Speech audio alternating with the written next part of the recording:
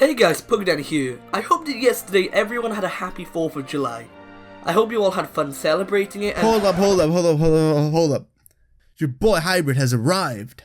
Oh, hey, HybridHero, what's up, dude? I thought we were covering the top 5 stereotypical Canadian Pokemon on your channel?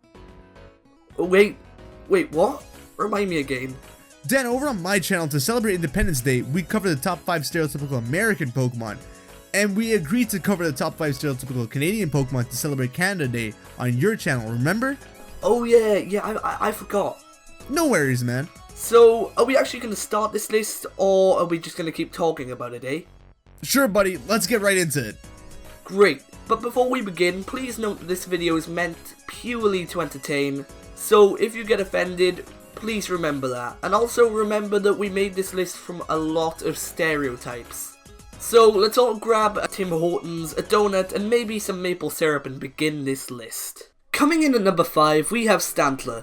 Stantler is on this list to represent the moose, and we know it's actually based on a reindeer, which is another animal that lives in Canada, but we wanted to talk about the moose. Mooses. Moosai? Mufasa? I don't know, I must stick with moose. Anyway, we'll be talking about the moose because it's more stereotypical to Canada. There's an estimated population of 1 million moose in Canada, and apparently there are a lot of street fights in which moose fight. I don't know why, probably for them lady moose, but to be fair, the most action I've seen in the UK is that time I saw a fox nick some food from my bins. But anyway, a stereotype of Canada is that there are moose everywhere, and that's why Stantler made the list. Coming in at number 4 is Rapidash. So when making this list, Dan and I were talking about some Canadian stereotypes, and of course, a popular stereotype is that Canada lacks technology, and, well, that stereotype is true, cause, oh boy, our police officers ride on horses, man. Who needs those fancy new gadgets that we call cars anyways? Our officers catch every criminal cause those horses be blazing every criminal, man.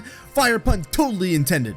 Canada gets dissed a lot, mainly by America. For what reason, I don't know, cause our horses be styling on everybody.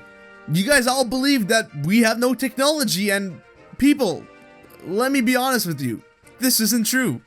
We have lots of technology, but for some reason, others think that we still ride on horsebacks and hunt for food. This is why we chose Rapidash to be on the list.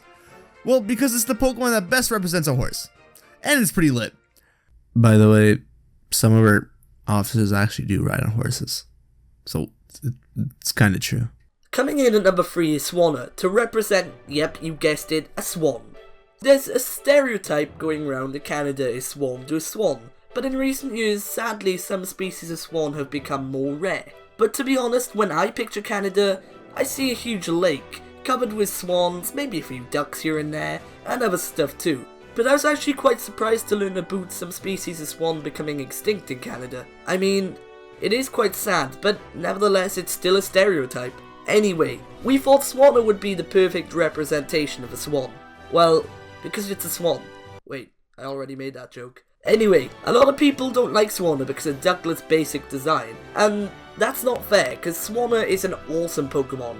Coming in at the number 2 spot is Beartic. Why Beartic? Well, because a common stereotype is that Canada is always cold.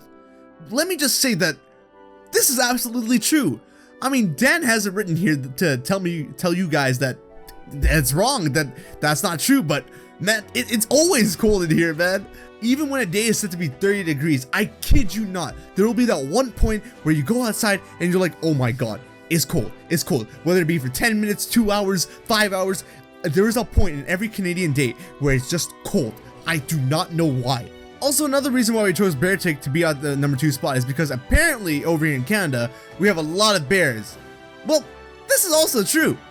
There are a lot of wild bears in Canada, but it's not like they just walk around their neighborhood.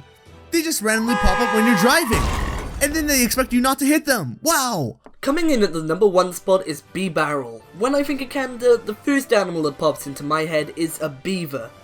And there's probably a good reason for that too, since the beaver is actually the national symbol of Canada. But like with swans in Canada though, in recent years, the population of beavers has sadly been decreasing, but thankfully there are great programs out there helping to stop this. Bee-Barrel is a strange looking Pokemon, but it's a beaver, so congrats on making this list.